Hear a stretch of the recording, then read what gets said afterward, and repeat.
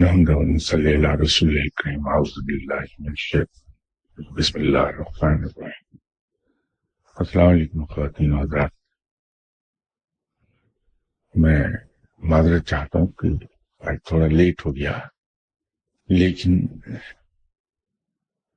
خلق خدا سے آدمی ڈیل اگر کر رہا ہے تو پھر معاملات اس کے اپنے اختیار سے باہر ہو جاتی ہیں، کہ باوجود بار بار ریمائنڈ کرانے کے کہ جناب اتوار کو مجھے ٹھیک 11 بجے کہیں پہنچنا ہوتا ہے، اس کے باوجود خلق خدا چانس لیتی ہے۔ اور مسلمانوں میں ایک یہ بھی پرابلم ہے، جہاں اور پرابلمس ہیں، کہ گھر آئے ہوئے مہمان کو انکار نہیں کر سکتا۔ مجھ جیسا بے مربت اور کندہ ناتراش اور گستاخ انسان بھی انکار نہیں کر پاتا۔ این آخری لمحے پر کچھ لوگ بغیر اطلاع کے آ گئے تھے ملنے، اور انہیں کھڑے کھڑے ڈسپوز آف کرتے کرتے بھی میرے 15 منٹ گزر گئے۔ میں اس کے لیے معافی چاہتا ہوں، آپ کو انتظار کرنا پڑا۔ خلق خدا سے ڈیل کرنے سے ایک ذہن ایک طرف اور چلا گیا، یہ ہے کہ ہم لوگ معلوم نہیں کیوں اور کس طرح کب یہ سمجھ بیٹھے کہ دعا ہی سب کچھ ہے۔ ہم سبھی قرآن پاک کثرت سے پڑھتے ہیں، ریگولرلی پڑھتے ہیں،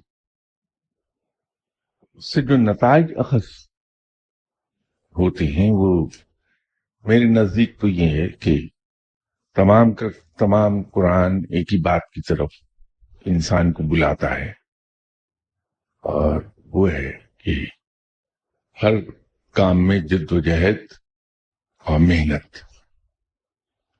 اور پھر اللہ سے دعا۔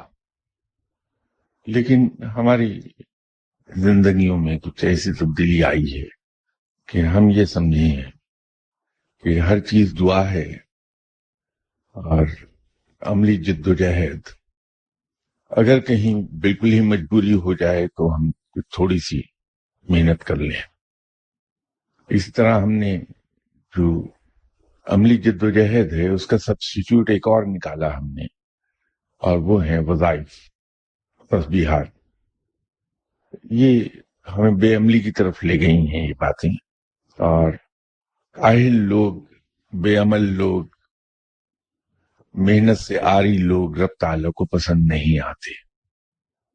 اللہ صرف ان لوگوں کو پسند کرتا ہے جو مجاہدین کی طرح ہر وقت محنت اور جد و جہد کے لیے کمر کس کے رکھتے ہیں۔ اس لیے شاید ہماری زندگی میں ناکامیاں زیادہ ہونا شروع ہو گئی ہیں۔ ایک اور افسوسناک چیز سامنے آتی ہے، جو لوگ دعا کے لیے تشریف لاتے ہیں ان سے جب بات چیت ہوتی ہے،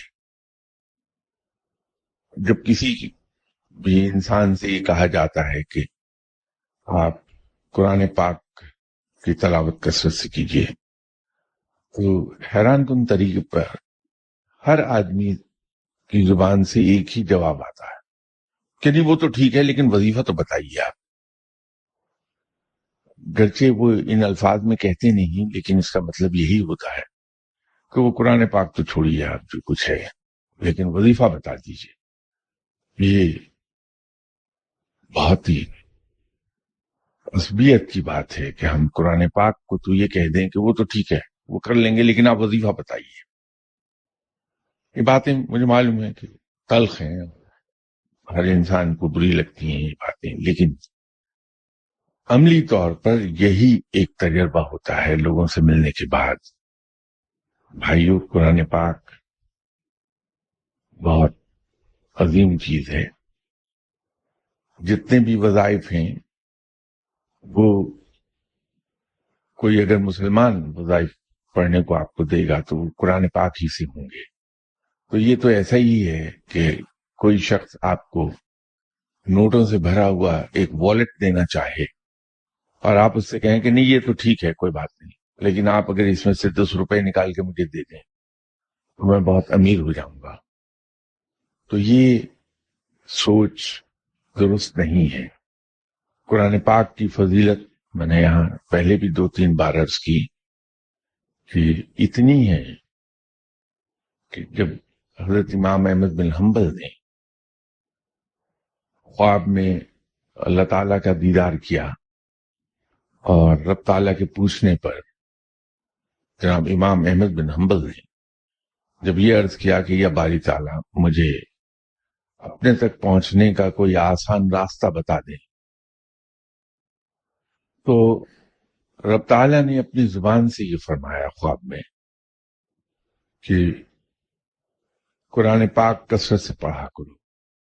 تو قرآن پاک در حقیقت رب تک پہنچنے کا ایک شارٹ کٹ ہے، آسان ترین راستہ ہے، لیکن ہم یہ رویہ رکھتے ہیں قرآن پاک کے ساتھ کہ ہم یہ کہتے ہیں کہ وہ تو ٹھیک ہے لیکن کوئی وظیفہ بتائیے۔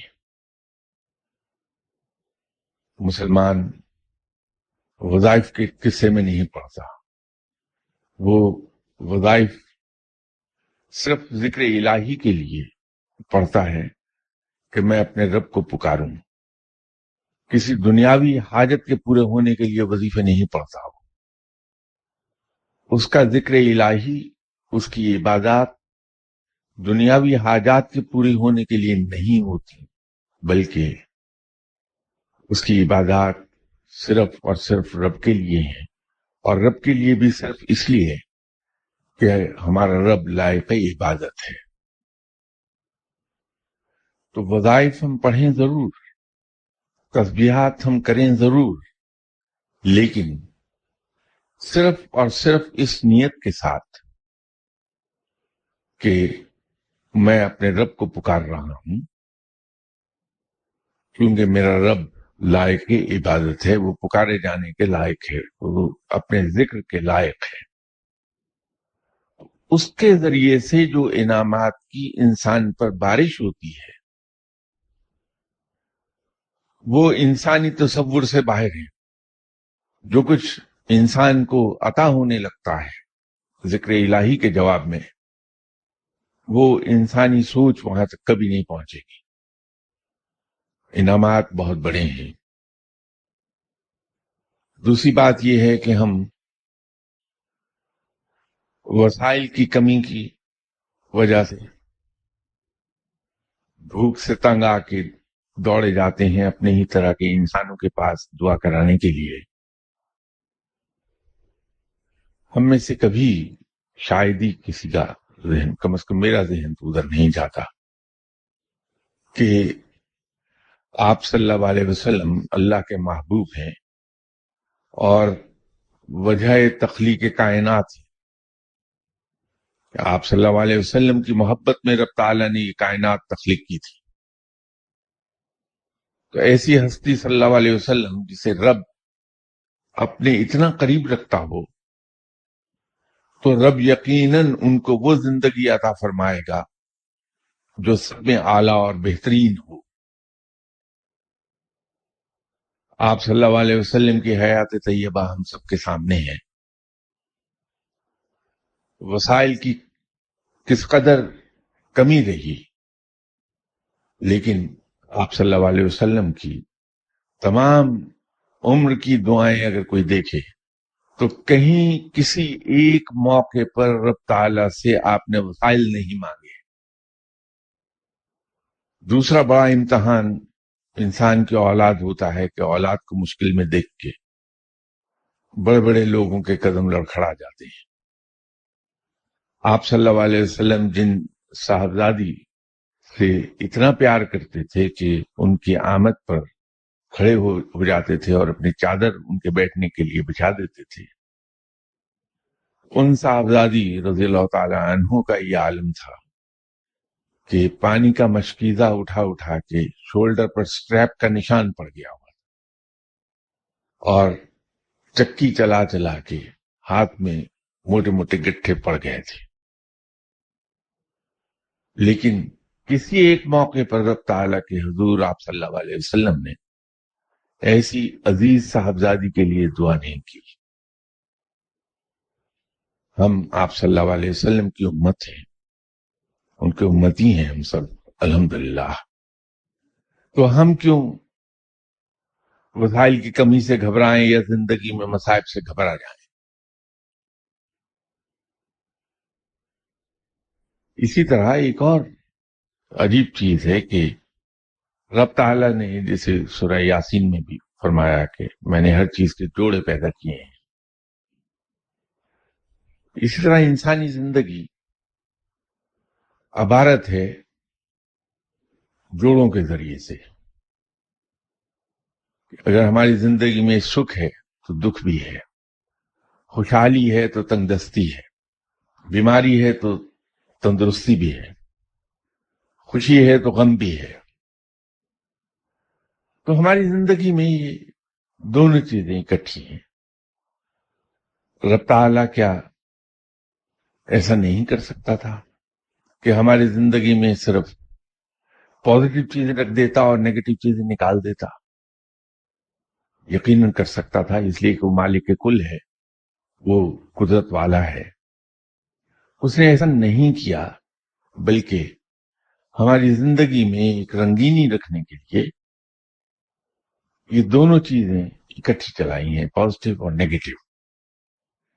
ہم اپنے ہی جیسے انسان جو دعا کرتے ہیں ان کے پاس دوڑے جاتے ہیں کہ اللہ سے دعا کر دیں کہ ہماری زندگی سے یہ نیگیٹو چیزیں نکل جائیں،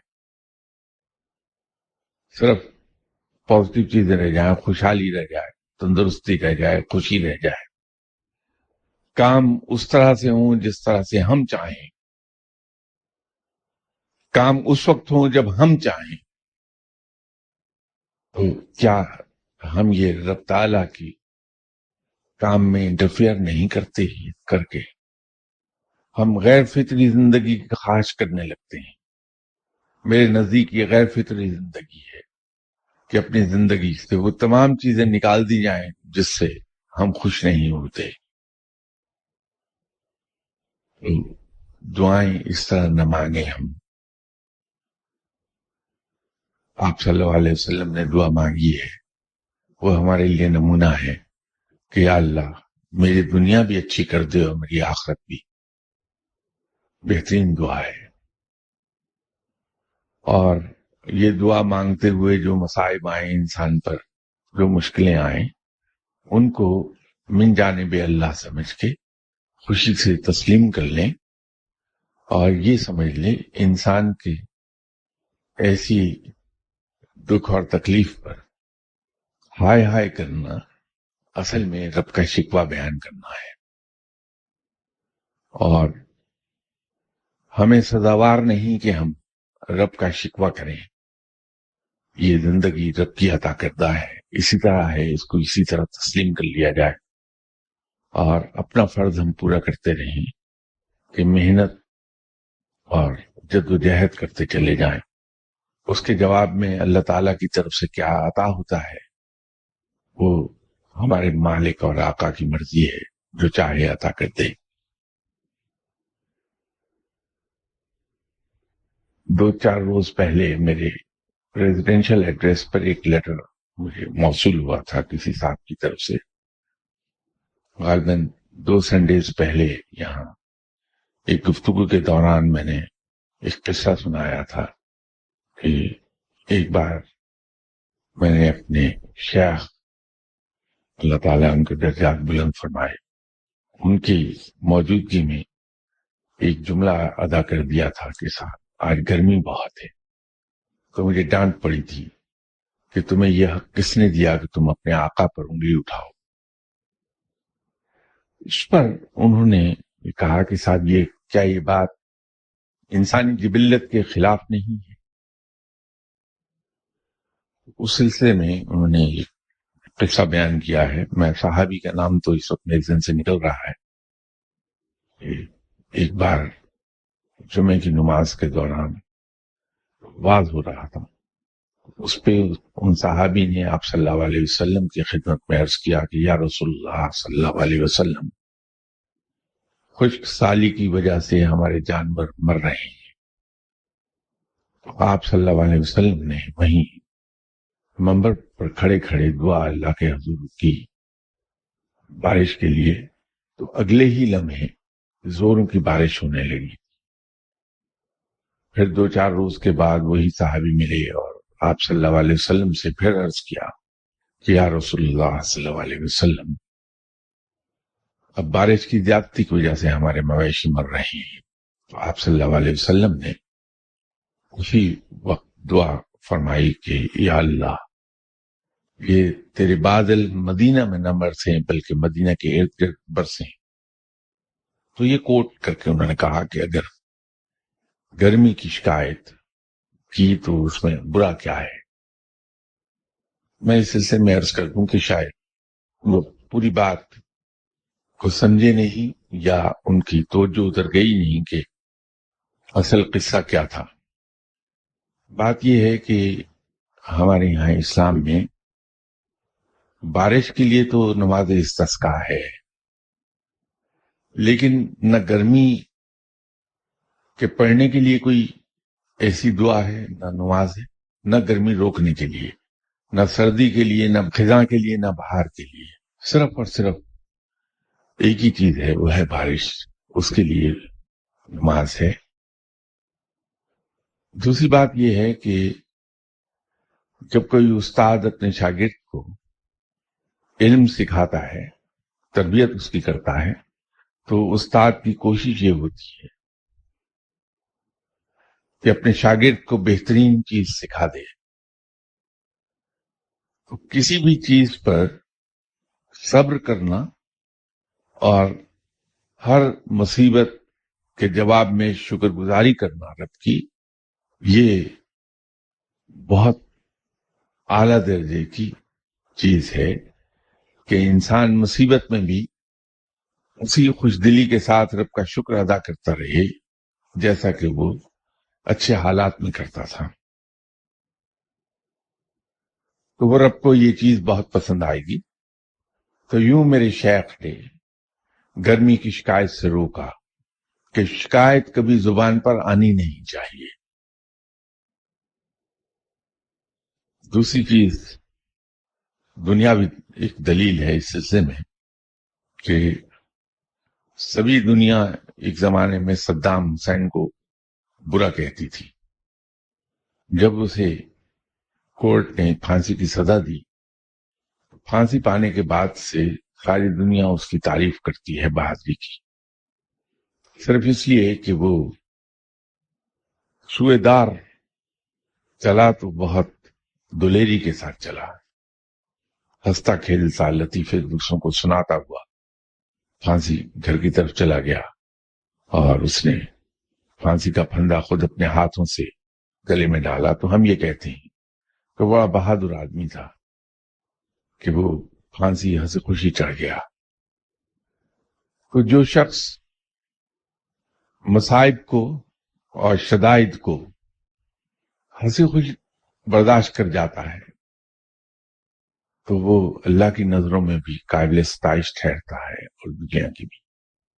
تو ہم اس سطح پر کیوں نہ جائیں جہاں ہم قابل ستائش ہو جائیں، رب کے نزدیک بھی اور دنیا کے نزدیک بھی، اور وہ یہی ہے کہ کسی قسم کے بھی حالات میں ہم زبان پر شکایت نہ لائیں، شکوہ نہ لائیں۔ کبھی کسی وقت شاید 2 سال پہلے یہاں ایک چیز میں نے عرض کی تھی کہ فقیروں کا وتیرہ یہ رہا ہے کہ جب وہ فاقے سے ہوتے ہیں تو اپنے آپ کو پیٹ بھرا ظاہر کرتے ہیں، جب وہ مصیبت میں ہوتے ہیں تو اپنے آپ کو راحت میں ظاہر کرتے ہیں، جب وہ غمگین ہوتے ہیں تو اپنے آپ کو خوش ظاہر کرتے ہیں۔ یہ فقیروں کا وتیرہ ہے کہ شکر گزاری اسی کا نام ہے۔ اب یہ سن کے کوئی صاحب یہ نہ کہہ دیں کہ یہ تو منافقت ہے کہ انسان غمگین ہو اور اپنے آپ کو خوش ظاہر کرے۔ ایسا نہیں ہے، منافقت کچھ اور ہے، اور اپنے دکھوں کو چھپا لینا کچھ اور ہے۔ فقیر کے نزدیک زندگی اسی سے عبارت ہے کہ وہ یوں سمجھے کہ زندگی کے دکھ اور غم صرف اور صرف میرے ہیں، ان کو کوئی دوسرا شیئر نہیں کر سکتا میرے ساتھ، لیکن میری زندگی کی خوشیاں میری نہیں دوسروں کی ہیں، کوئی لوٹ کر لے جائے۔ فقیر کی زندگی یہ ہے، اور فقیر اسی لیے ولی اللہ کہلاتے ہیں کہ جب وہ اس مقام پر آ جاتے ہیں کہ وہ اپنے دکھوں کو کچھ اس طرح اپنے اندر سمیٹتے ہیں کہ کسی پر ظاہر نہیں ہونے دیتے، تاکہ دوسرا کوئی ان کے دکھوں کو شیئر نہ کر لے، اور اپنی خوشیاں دوسروں پہ لٹا دیتے ہیں، خود خالی ہاتھ بیٹھتے ہیں، تو وہ اللہ کے شکر گزار بندوں میں شامل ہو جاتے ہیں۔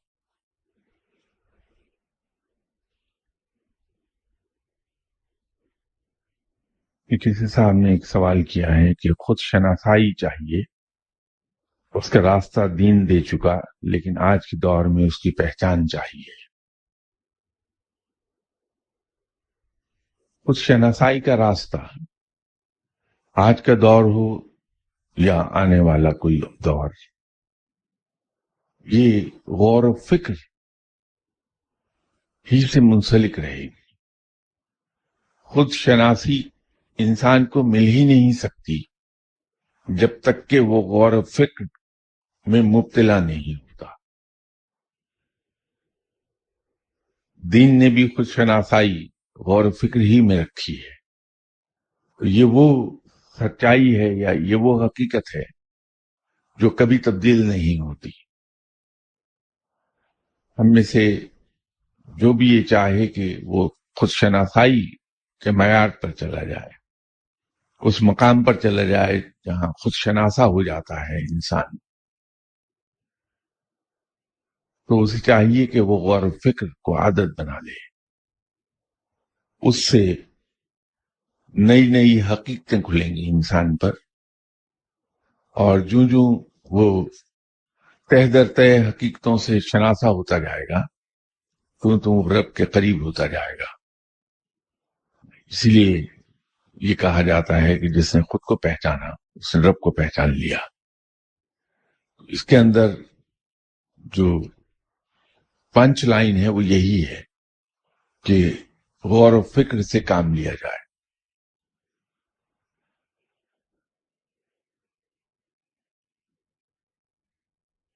ایک اور کسی صاحب کا سوال ہے کہ دنیاوی کتب کی طرح قرآن پاک میں مختلف مضامین باقاعدہ طور پر عنوانات کے تحت بیان نہیں کیے گئے، بلکہ مختلف مواقع پر ایک ہی مضمون کو بیان کیا گیا ہے۔ دنیاوی کتب کی طرح قرآن حکیم کے مضامین میں بظاہر ربط نظر نہیں آتا۔ قرآن حکیم کے اس انداز تصنیف پر روشنی ڈالیے۔ اس میں ربط ہے اور بڑا گہرا ربط ہے۔ یہ جو ہمیں نظر آتا ہے کہ اس کی ترتیب اس طرح سے نہیں ہے کہ پہلے ایک مضمون کو ختم کر کے پھر دوسرے مضمون پر جائے آدمی، اس کی بنیادی وجہ یہ ہے کہ اس کی ترتیب نزولی کچھ اور تھی، وہ ترتیب جس سے یہ نازل ہوا وہ کچھ اور تھا۔ مختلف مواقع جب آئے اور مختلف سچویشنز آپ صلی اللہ علیہ وسلم نے فیس کی تو اللہ تعالیٰ نے اس موقع کی مناسبت سے وہی بھیج دی اور وہ وہی ریکارڈ ہو گئی۔ تو وہ ترتیب نزولی ہے کہ جس ترتیب میں آیات نازل ہوتی رہی ہیں، ان آیات کو اگر اسی ترتیب میں لکھ دیا جائے تو وہ ترتیب نزولی ہے۔ اور انسانی زندگی میں یہ ضروری نہیں ہے کہ اگر اس کا واسطہ ایک سچویشن سے صبح پڑا تو رات تک وہی سچویشن بار بار اس کے سامنے آتی رہے گی، بلکہ متنوع ہے انسان کی زندگی۔ تو اس سچویشن کو فیس کرنے کے لیے یا اس سچویشن پر آپ صلی اللہ علیہ وسلم کو ایجوکیٹ کرنے کے لیے وہی نازل ہوتی رہی ہے، اور وہ ہر موقع دوسرے سے مختلف رہا. مثلاً اگر کھانے سے ایک سچویشن ایسی ہے جس میں کھانے کے آداب انوالو ہیں، تو وہ جو وہی نازل ہوئی کھانے کے آداب پر ہوئی. کسی جگہ یہ سچویشن اگر آ گئی اگلے ہی لمحے کہ گھوڑے کا گوشت کھایا جائے یا نہ کھایا جائے، تو اس پر جو وہی نازل ہوئی وہ اب پہلے سے مختلف ہو گئی. کہیں اگلے ہی لمحے کوئی معاہدہ سائن کرنا ہے آپ صلی اللہ علیہ وسلم نے، تو اس موقع پر جو وہی نازل ہوئی وہ معاہدوں کو کیسے ٹیکل کیا جائے، اس کی پابندی کہاں تک کی جائے، اس پر وہی نازل ہو گئی. تو ہر لمحے ہر سچویشن پر جو وہی نازل ہوئی وہ پہلے مضمون سے مختلف تھی. تو ترتیب نزولی جو ہے وہ اس طرح کی ہو گئی کہ ایک مضمون اس وقت ہے، اس کے تھوڑی دیر کے بعد بالکل مختلف مضمون آ گیا سامنے، اس کے اگلی وہی کسی اور مضمون سے متعلق آ گئی. تو یوں وہ ترتیب نزولی میں وہ ترتیب نہ رہی جس سے ہم واقف ہیں دنیاوی کتب میں. بعد میں پھر اس کو جب قرآن پاک کو ترتیب دیا گیا تو وہ ترتیب دیا گیا پھر ایک اور ترتیب کے تحت، اس لیے اسے ترتیب کتابی کہتے ہیں کہ جس ترتیب میں اسے قرآن کو ایک کتاب کی شکل دے دی گئی وہ ترتیب کتابی بعد میں کہلائی. اس کے اندر یہ کیا گیا کہ خلاصہ قرآن پاک کا، جس قرآن پاک کی وہ پہلے 2.5 سپاروں میں سورہ بقرہ کی صورت میں دے دی گئی. اب سورہ بقرہ کے اندر تمام مضامین کو ٹچ کیا گیا ہے، اور باقی جو 27.5 سپارے ہیں ان کے اندر ان احکامات کی تفصیل ہے، اس کی تشریح ہے باقی 27.5 سپاروں میں. تو پہلے 2.5 سپاروں میں احکامات ہیں. اس کی ایک بار میں نے مثال دی تھی کہ اس کی مثال یوں ہی ہے کہ پہلے 2.5 سپارے اصل میں کانسٹیٹیوشن ہے اسلام کا، اور 27.5 سپارے اس کانسٹیٹیوشن کی تشریح ہے. تو یوں ہمیں لگتا ہے کہ شاید اس کے اندر ربط نہیں، ربط ہے، پورا ہے، صرف وہ ترتیب دینے کی وجہ سے آگے پیچھے کرنا پڑا ہے چیزوں کو، تو اس کی وجہ سے یہ ہمیں دکھائی دیتا ہے، ورنہ ربط پورا ہے اس کے اندر.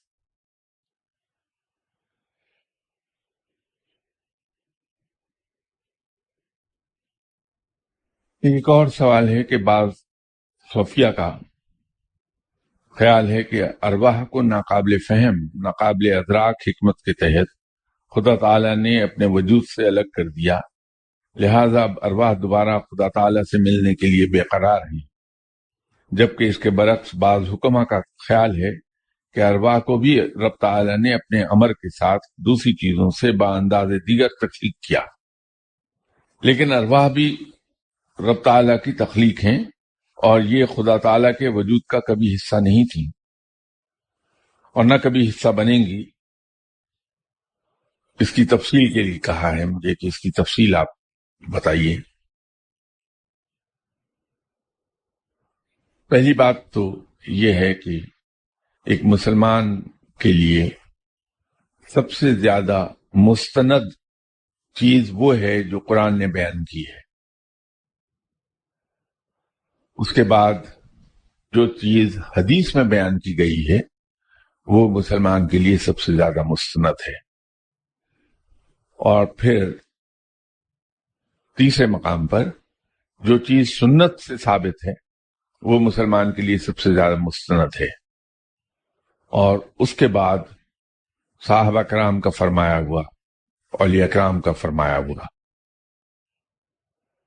جہاں تک روح کی بات ہے تو قرآن نے کلیئرلی اس کے بارے میں وضاحت کر دی کہ امر ربی ہے.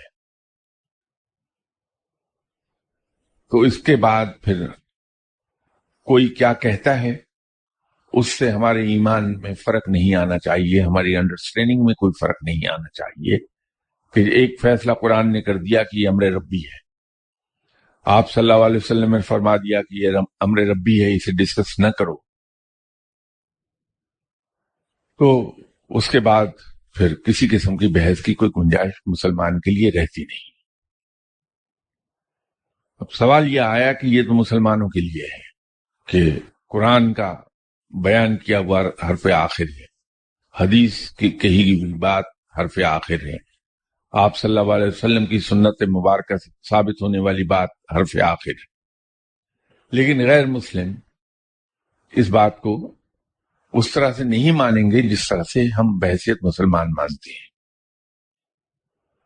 تو اس کے لیے یہ ہے کہ ایک بات تو سبھی مانتے ہیں کہ رب تعالیٰ نے چیزیں تخلیق کی ہیں، یہ میں اہل کتاب اور دوسرے مذاہب کے فالوورز کی بات کر رہا ہوں، جو منکر خدا ہے اس کی بات نہیں کر رہا۔ تو رب کو ماننے والے یہ تو مانتے ہیں کہ رب موجود ہے اور اسی نے یہ کائنات تخلیق کی ہے، تو روحیں کائنات کا حصہ ہیں، کائنات سے باہر نہیں ہیں، تو یہ تخلیق ہے رب تعالیٰ کی۔ بڑی سمپل سادہ سیدھی بات ہے۔ جو منکر خدا ہیں وہ کہتے ہیں کہ یہ کائنات وجود میں آئی ہے ایک حادثے کے نتیجے میں، بگ بینگ تھا، اس کے نتیجے میں کائنات وجود میں آ گئی۔ تو ہم یہ کہتے ہیں کہ جس کو آپ بگ بینگ کہتے ہیں ہم اسے کن کہتے ہیں، کہ رب نے کہا کن اور وہ ہو گیا۔ باقی رہ گئی یہ بات کہ روح کیسے وجود میں آئی، یہ یہاں ایک گفتگو کے دوران میں نے عرض کیا تھا کہ رب تعالیٰ نے اپنے نور سے دو حصے لیے، جس میں ایک حصہ نور المومنین کہلایا، اور اس نور سے رب تعالیٰ نے پیغمبروں کی روحیں تخلیق کی، اور دوسرا حصہ جو اللہ نے اپنے نور سے لیا وہ نور العالمین کہلایا، اور اس سے رب تعالیٰ نے عام انسانوں کی روحیں تخلیق کی۔ اب وہ روحیں چونکہ رب نے تخلیق کی ہیں تو خالق تو ان روحوں کا بھی رب ہی ہے، اور یہ جو ان صاحب نے یہ کہا کہ روحیں بے چین رہتی ہیں رب کا حصہ دوبارہ بننے کے لیے، تو اس سلسلے میں عرض یہ ہے کہ جب روحیں تخلیق کی گئیں، انسان کی روح کو تخلیق کیا گیا تو اسے چھٹے آسمان پر اتارا گیا اور وہاں پہ اسے نور سے غسل دوبارہ دیا گیا، اور اس غسل کے بعد روح دی پاسٹ سول کہلائی۔ یہ میں پہلے بھی 2-3 بار بیان کر چکا ہوں۔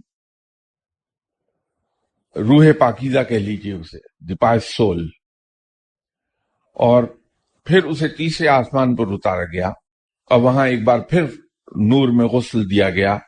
اس غسل کے بعد اس روح کا نام دی موونگ سول ہو گیا، روح متحرکہ،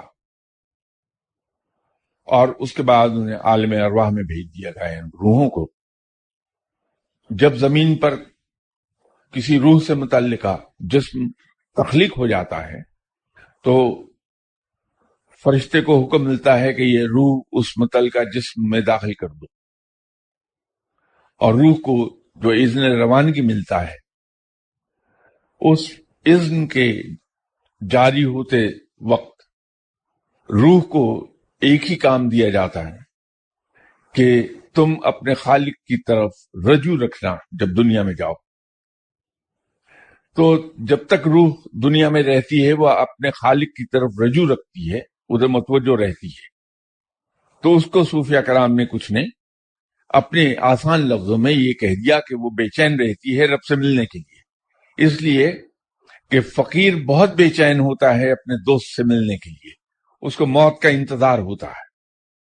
میری طرح کے لوگ موت سے خوف زدہ ہوتے ہیں کہ میں دنیا چھوڑ جاؤں گا تو میرے بچے، میرے رشتہ دار، میرا مال و زر، اس کا کیا ہوگا۔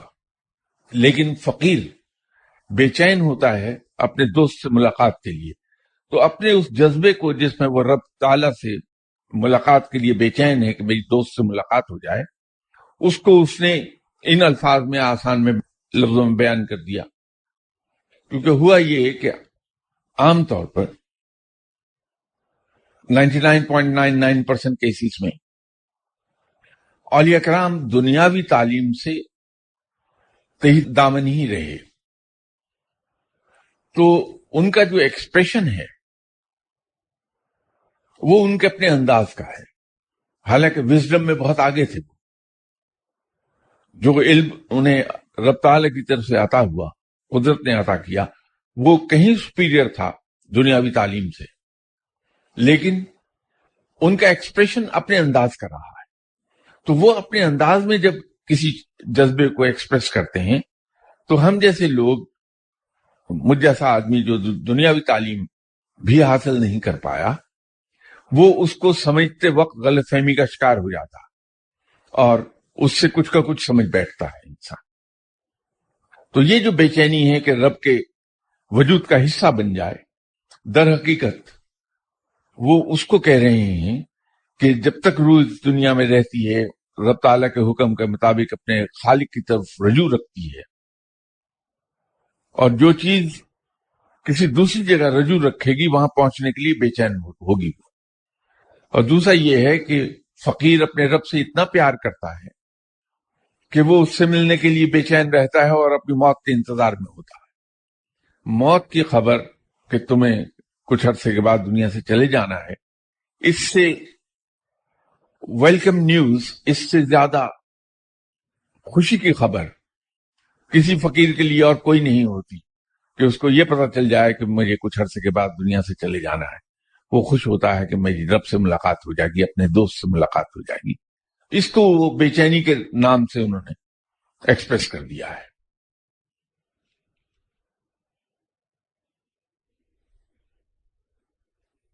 یہ ایک سوال ہے کہ صدقہ، اس کا طریقہ کار کیا ہے اور اس کا حجم، اور آگے ایک لفظ میں اسے پڑھ نہیں پا رہا تو لکھا ہے جان، یعنی کسی حلال جانور کی صورت کہا ہے. آپ مسلمان کے طریقے سے صدقہ دیجئے. ہم صرف نیت کرتے ہیں دل میں کہ یہ چیز جو میں کسی دوسرے کو دے رہا ہوں یہ صدقہ ہے. اس میں نہ تو قسم، نہ کوالٹی، نہ مقدار، یہ امپورٹنٹ نہیں ہے، اس لیے کہ رب کو وہ میٹیریل ایز اٹ از نہیں پہنچتا. رب تو صرف نیتوں کے حال دیکھتا ہے کہ آپ کی نیت کیا ہے. تو ہم میں جو بھی توفیق ہے، جب ہم اسے صدقے کی نیت سے دیتے ہیں تو وہ اللہ اپنے رحمت اور فضل کے ذریعے اسے قبول کر لیتا ہے، اور اس صدقے کی وجہ سے ہم پر سے مصیبتیں اور غربت کو ختم کر دیتا ہے. حضرت علی کرم اللہ وجہہ نے ایک بار فرمایا تھا کہ مفلسی اور مصیبت کا مقابلہ صدقہ و خیرات سے کرو. تو جو لوگ صدقہ و خیرات کرتے رہتے ہیں وہ ناگہانی بلاؤں سے اور ناگہانی مصیبتوں سے محفوظ رہتے ہیں. لیکن اس قصے میں نہ پڑیے کہ کس دن میں دوں، کس شکل میں دوں، کیا دوں. مسلمان ان قصوں میں نہیں پڑتا. وہ صرف جب جی میں آتا ہے، جب توفیق ہوتی ہے تو صدقہ دے دیتا ہے، جب سخت ہوتی ہے، دل میں آتا ہے تو خیرات کر دیتا ہے اللہ کے نام پہ، اور اللہ تعالیٰ اسے قبول فرماتا ہے. ہندو اسپرچولیزم میں ان کی اپنی ایک ریسرچ ہے، اس میں مختلف دنوں کو مختلف چیزوں سے منسوب کیا ہے انہوں نے. اسی طرح کون سی شخص کو کیا چیز صدقہ کرنی چاہیے، کس دن کرنی چاہیے، کس ٹائم پر کرنی چاہیے، وہ انہوں نے اس میں ریسرچ کی بھی ہے. ان کے یہاں شگون لینے کا رواج بہت ہے، لیکن مسلمان کے ایمان کے مطابق سبھی دن، سبھی ساعتیں اللہ کی ہیں، سبھی مبارک ہیں. ہم اپنے مذہب، اپنے عقیدے اور اپنے مسلک کے مطابق جب چاہیں، جتنا چاہیں، جس شکل میں چاہیں، جس مقدار میں چاہیں صدقہ دے دیں. نیت کر لیں کہ ہم صدقہ دے رہے ہیں، اور نیت کر لیں کہ ہم خیرات کر رہے ہیں. خیرات کر دیجیے اللہ کے نام پر.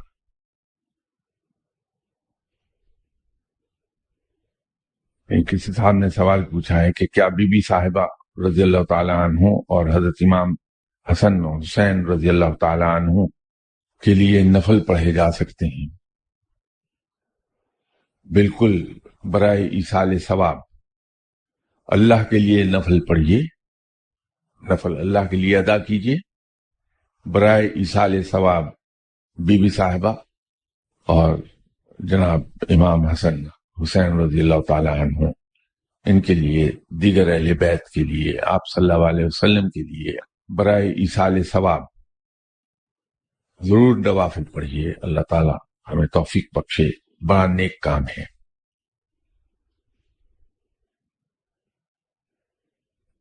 ایک کسی صاحب نے سوال کیا ہے کہ قرآن پاک سے فال نکالنے کا کیا طریقہ ہے؟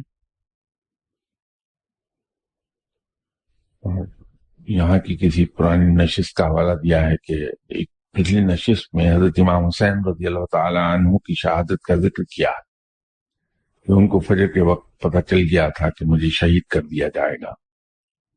اب یہ فجر کے وقت کا مجھے نہیں معلوم کہاں سے امپریشن ابھرا ہے۔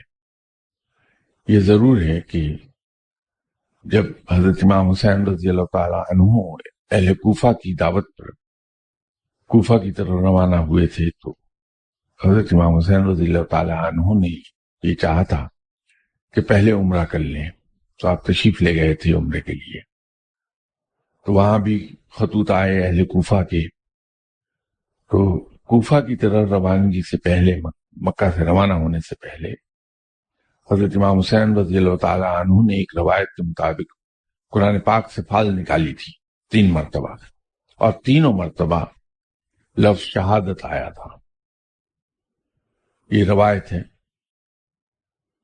فال نکالنے کے کئی ایک طریقے مستعمل ہے۔ جو طریقہ مجھے پتا ہے وہ یہ ہے کہ آپ وضو کر کے 2 نفل نماز پڑھ کے دل میں درود شریف پڑھتے ہوئے قرآن پاک کو ایٹ رینڈم اس کو کھولیے، ایسے جہاں سے بھی وہ کھل جائے۔ تو لیفٹ سائڈ کا جو صفحہ ہے اس کو نمبر 1 تسلیم کیجئے، پھر صفحے کے اندر، ورق نہیں، صفحے، جو 7th پیج ہے، پھر عرض کر رہا ہوں 7th لیف نہیں، 7th پیج، اس میں 7ویں لائن میں 7واں حرف، اس کا ترجمہ دیکھ لیجئے۔ یہ ایک طریقہ مجھے پتا ہے، آپ اسی پہ عمل کر لیجئے، انشاءاللہ تعالی اگلی بار بشرط زندگی آپ سے ملاقات ہوگی۔ السلام علیکم۔